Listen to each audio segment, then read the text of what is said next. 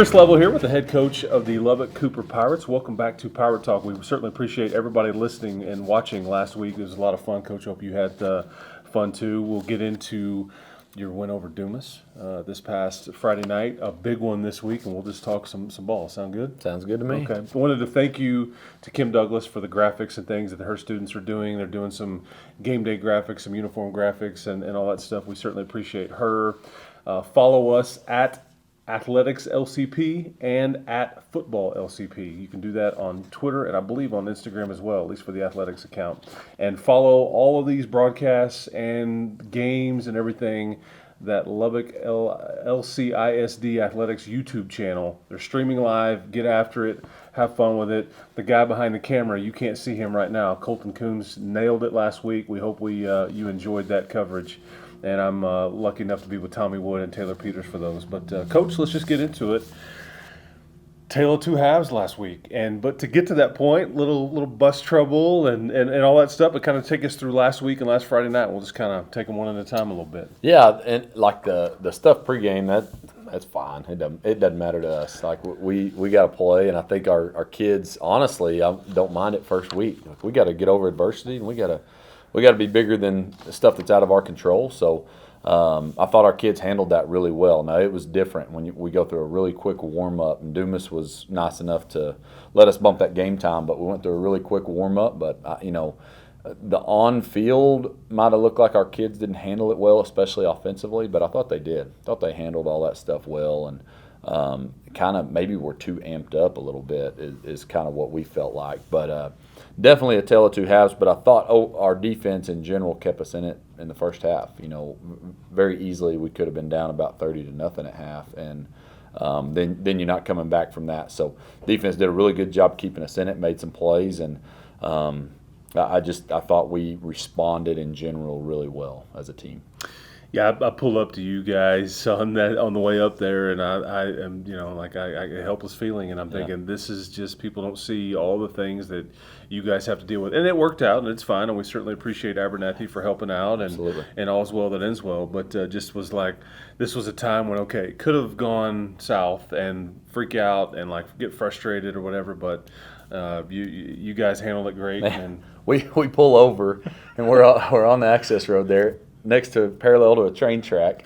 So we're getting out, and some of our guys are just kind of on it, and they were just being goofy. They were trying to do some of them were trying to do the portrait pictures that people get. And so me and I can't remember what other coach walk up there, were like, guys, let's get off the train track. And sure enough, about 10 minutes later, a train rolled through. So it's something that you don't anticipate on a football trip, but it was pretty funny. But yeah, and again, delayed start time, 7:30, and we got home late, and everybody did. But again, it ended well, 1-0. It's all you can ask for. Yep. Let's talk about that game a little bit, Coach, because the first half, I think you felt like your team was, was timid or just didn't look like Lubbock-Cooper football, and the second half looked every bit of what you guys want your identity to be. Kind of take me through how halftime went and just that first half in general. Yeah, I think they hit us in the mouth, which was not a surprise, I know, to the coaches, and we tried to convey that to the kids. A lot of pride, tradition, and I think we mentioned it last week in the podcast that two things that we always stand out with them: they play hard and they play physical,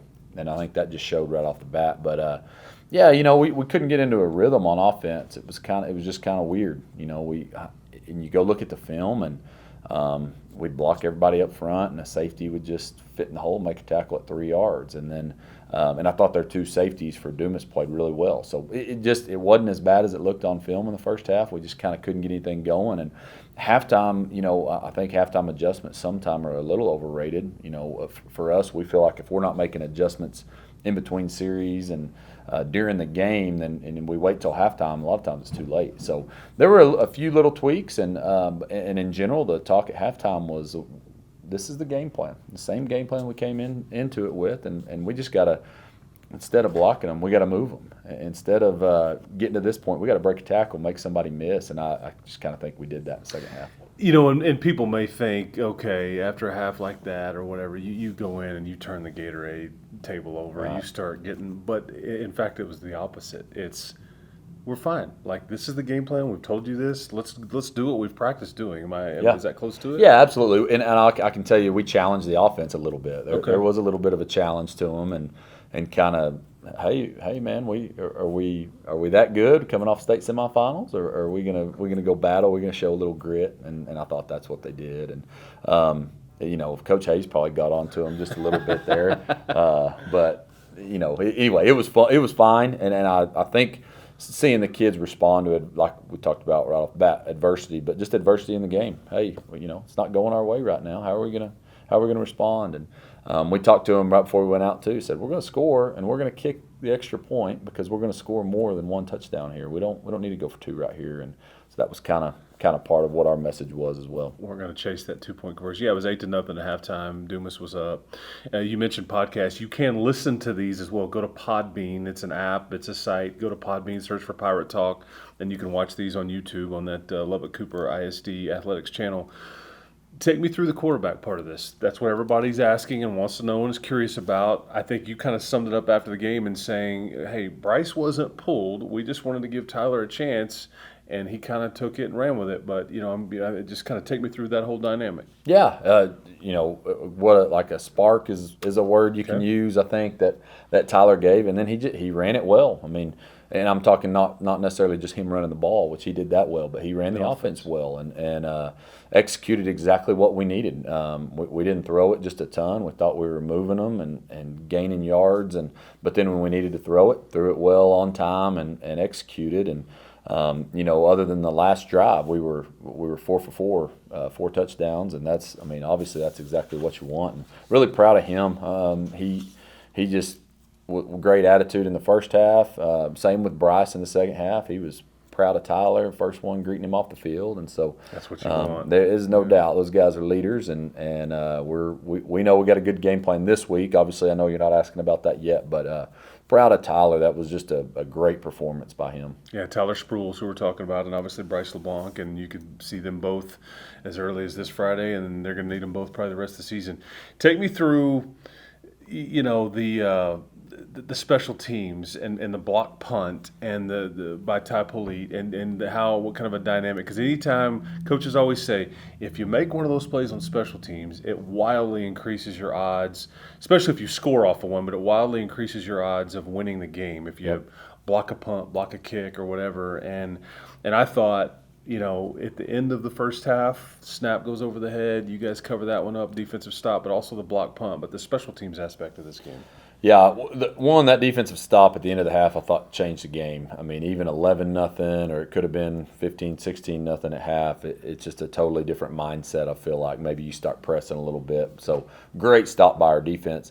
And then, it works out with some special teams plays. Ty Polite's was awesome. We called a timeout. They kind of shifted from their regular punt to something different. We called timeout, make sure we could get lined up, which obviously was a great timeout by our staff. And defensive staff has the ability to do that at times. We communicate on the headsets, and so anyway, they got a timeout called. And Ty Polite was the one. He kind of said, "Coach, if they do that again, can I go B gap?" And Coach said, "Absolutely, that'd be great. Go B gap." He gets through there and blocks it. And even though I think at the time we were up 13-8, I believe, I still think that was just one of the key plays to the game. That we get short field first play, Tyler goes in for a touchdown, and I think at that point it was, you felt like really had the game in hand. And then we faked a punt that ended up getting called back, but we think that is very valuable for us down the road. Teams have to know we're willing to do it. I think it was a 4th and 9, had a fake punt, so.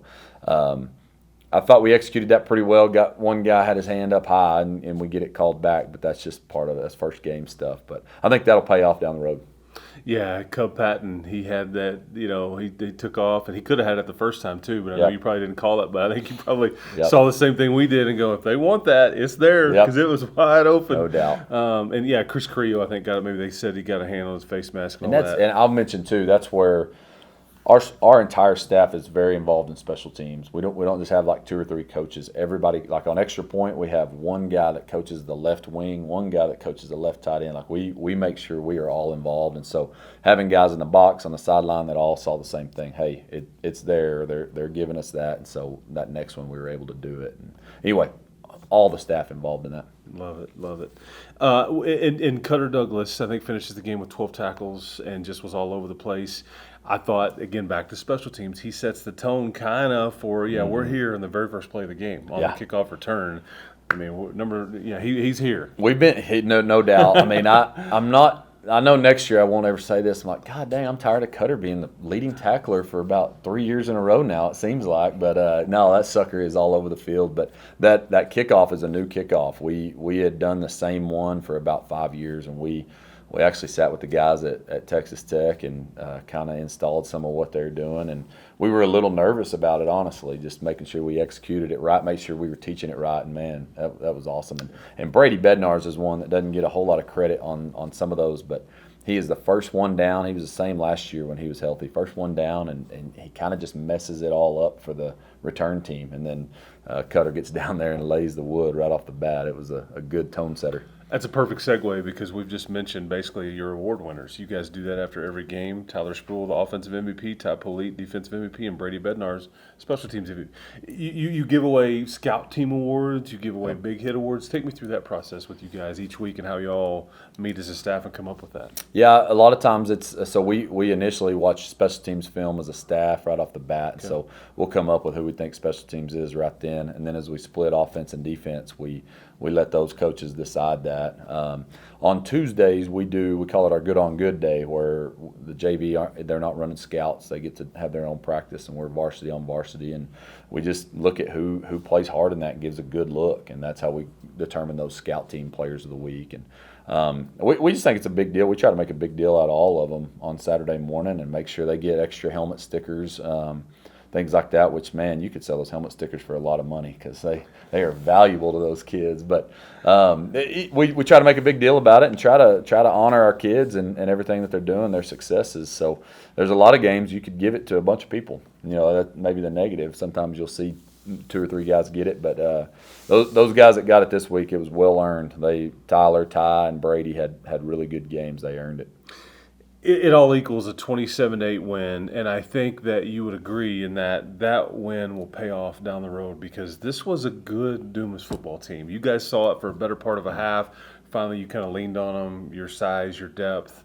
You just started to pull away, but that's a good football team. It's going to win a lot of football games, and they played hard. That quarterback, Emmanuel Ibanez, Swiss Army knife, man. Yeah, he never came off the field. He didn't. He's a player. He's a punter. He did it all. But they are, I think, and we mentioned it last week, but I think most publications have them going to state semifinals in their classification. And I told their coach before the game, I feel like they are, and kind of talking about sub-varsity stuff, but they're about where we were 5 years ago. I feel like with the number of kids, kind of how you have to look at your roster and play kids, and they're just on the way up. They're trending up. They got a good coaching staff. They do a good job. So, yes, I agree. That's a big win. Going on the road like that with some adversity, we were really proud of that win.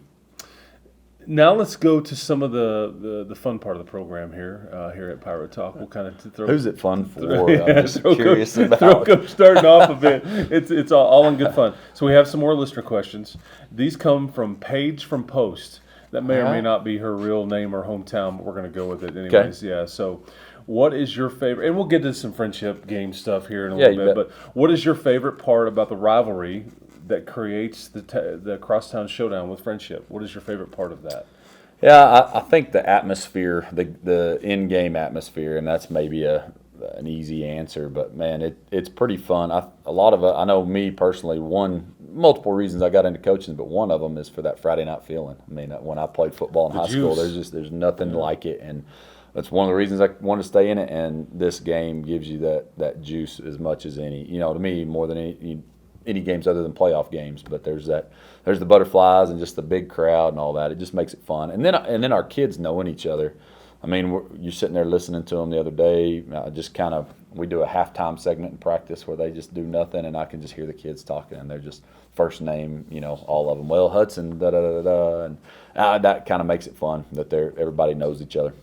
And all the parents know each other. Right. All the administrators know each other. Yeah, all the coaches know each other. Yeah, that's what makes it fun.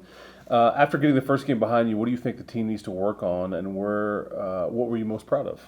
So work on, there's a lot, and we kind of say a lot that the best teams are going to improve throughout the year, but week 1 to week 2 should be the biggest improvement. You just see a lot of things, and so we got a lot to improve on. If I could pick one, it is penalties. We go through, and on Saturday morning we have a penalty accountability where the guys have to stand up in front of everybody. You mean you weren't okay with 8 penalties for 95 yards? Yeah, and see, it felt like 8 felt like a lot more. I'll just tell you that, but. And sometimes that's adjusting. Like we have to figure out how to adjust how the game's. It's called differently. Some refs call it tight. Some, it's different. And then some of it's just us, bad technique and bad footwork, whatever it might be. And so we got to be better there for sure. Most proud. I thought we played hard the entire game, even in the first half. Like when Dumas scored, they got us on a call. We had a blitz called, and they had a perfect screen called to it. We had, and I'm not going to call the 3 guys out because I'm going to forget one of them, but we had 3 guys that ran that play down that were full speed, made the tackle at the 5-yard line. It turned out that they scored 3 plays later, but they might not have. And those hustle plays, even in the first half when it looked like it wasn't going well, we were playing hard. And so most proud of that. Make them snap it again. No doubt. I tell you what I was most proud of is that you sent me a Dwight Yoakam clip after the game. See, I wasn't lying. That was a pregame and postgame. That's right. D. White, man. Yeah. D. White. There's also a page there's a quarterback question here, but I'm not even going to dare ask it, so we'll just leave that on the cutting room floor. This one, who's your favorite sister? I'll let you know who's asking these questions here. Who's your favorite sister? Meg is my favorite and least favorite. So well said. She gets both. Yeah, well said. Okay, she wants to know. Meg wants to know. We're all kidding, Meg. We love you. What is a skill? I think this is actually a great question. Both of these are really good. What is a skill position you haven't coached that you would like to have coached? Man, I've coached about every skill position I get. Kickers, I would say. Is kicker considered a skill position? That's what they're called, specialists. That's what I would think. Say, absolutely. Yeah, kickers. It's probably a good thing that I haven't coached kickers because I'd probably make them overthink and overcoach it. But I've coached about every skill position, offense and defense. You got to leave kickers alone mostly. No doubt. Yeah, it's all a lot of that's mental. Yep, they are. And Cub's doing a great job, by the way. Unbelievable kid. Yeah, unbelievable kid. This is a great question. This is just kind of a life thing, but would you rather attend the Kentucky Derby or the Masters? See, so if you know our family, that's a very relevant question in our family. We're a horse racing and golf family for sure.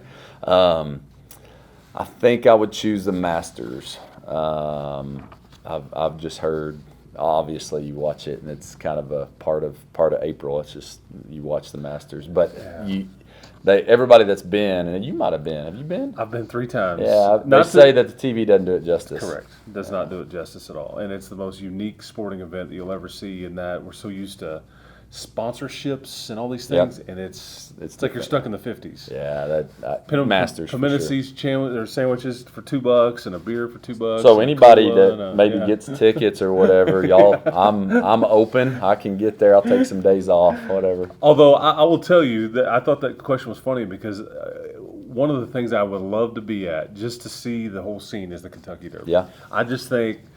Greatest 2 minutes in sports, no doubt. Right? I mean, I just think that would be, we could rock our seersucker suits and get after it. My dad might be disappointed in me with that answer, honestly. He's a big horse racing guy. Okay, now here's one from me, just off the grid here.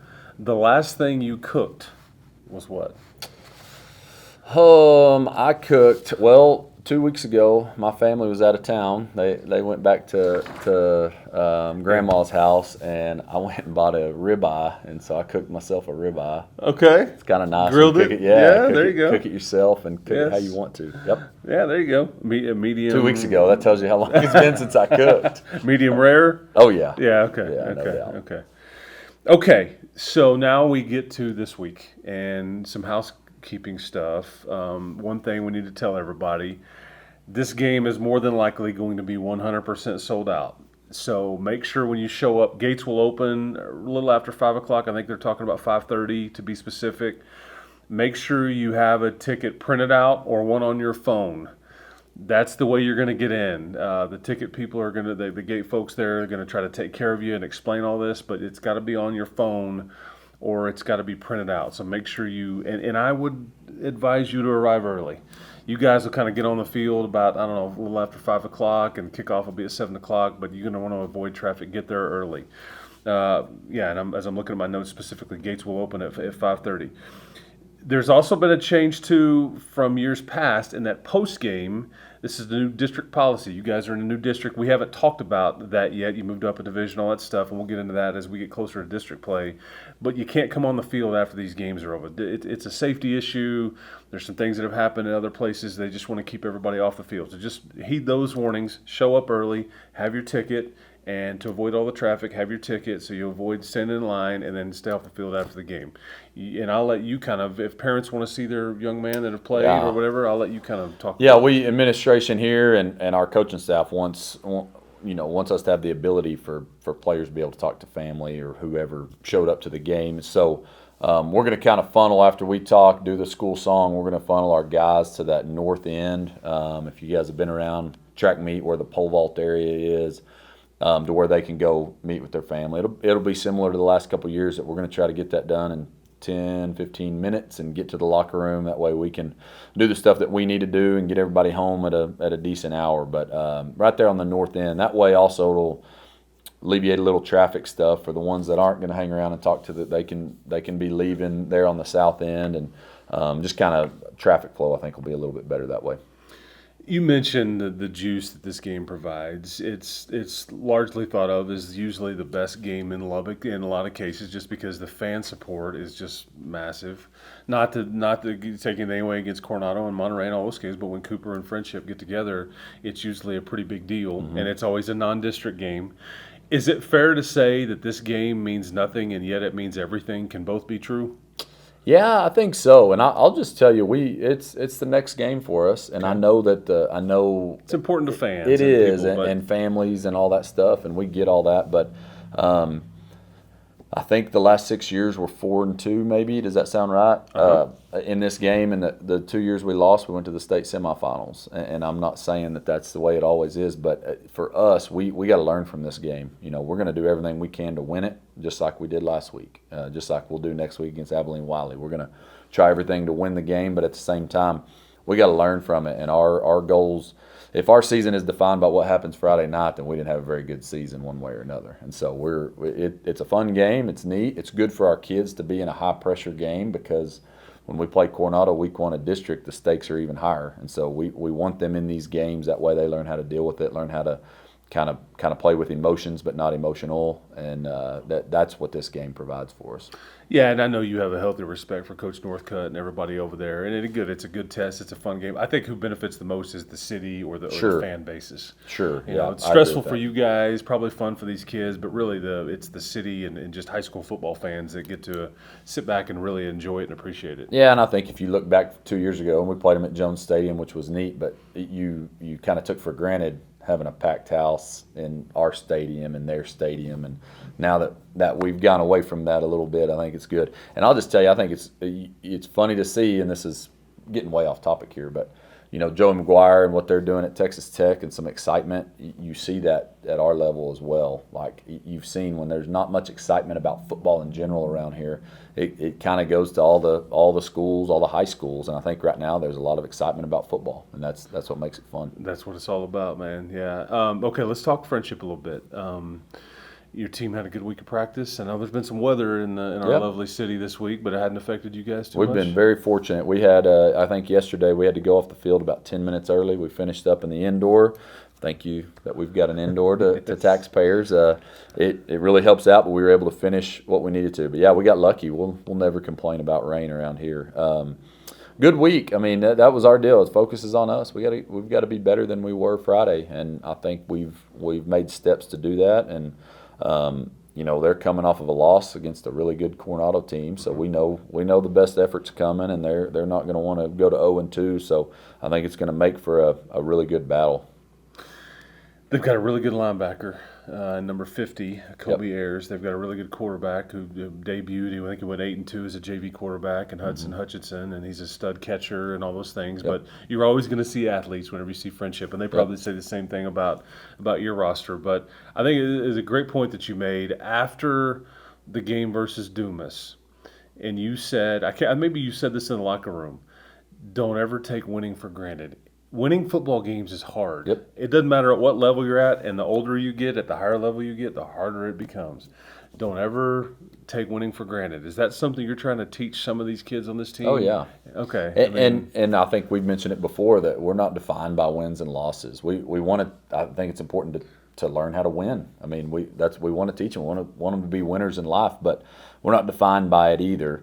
And when you do it, make sure that you celebrate it. You know, ugly wins. I don't agree with that. Like, yeah, we're gonna have to get better after every single game. But man, a win is a win, and so we're real proud of it. And you know, mentioning some of their players, you mentioned two really good ones, and number 50, he really hurt us last year. Felt like he had about 25 tackles last year against us.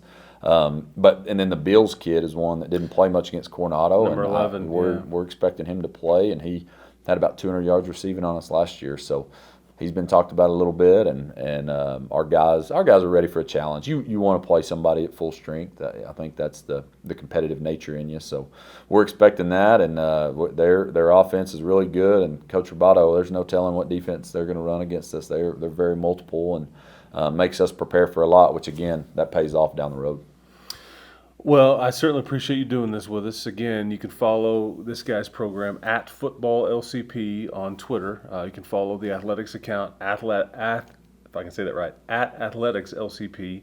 And then the YouTube channel. It's going to provide you everything. It's going to provide you these podcasts. We had one with you last week, and Coach Hill doing a great job with volleyball. And obviously the game Friday night, the game upcoming on this Friday night. And it's a lot of fun. Any final thoughts about just kind of this week and getting your kids prepared and just kind of you're getting into the season now, and so now you're starting to get into the routine of, and then they're going to start coming at you fast and furious. Yeah, no, nothing other. There's one guy I want to mention that and I think most people know his story, but Okay. it was really neat to see Ethan Elkins out there playing last Friday night, and he's still getting his legs underneath him and getting his confidence, but.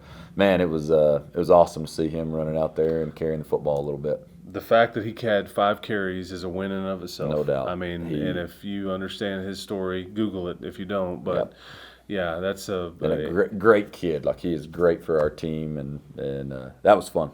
And what is fun is that you mentioned some of the teammates supporting each other and things like that. You have a lot of good kids, and there's a reason why you guys win games, and that's a big part of it. They're coachable. They listen to you. For sure. And it's fun. Me as an observer that's not on your staff, and it's just kind of like around some of the time. It's fun. This is the way sports are supposed to work. Yeah. You know, I mean, they're learning from you guys on how to be young men and all that out in the community, but also good teammates, man, because the scariest words in sports, if you don't have it, are team chemistry. And if you have it, you can overcome a lot of deficiencies. Yeah. And I think and you guys are well our underway. coaches say it all the time, but we're up there we're with them more than our families this time of year, and it is very refreshing to be around great kids that they make it fun to be around.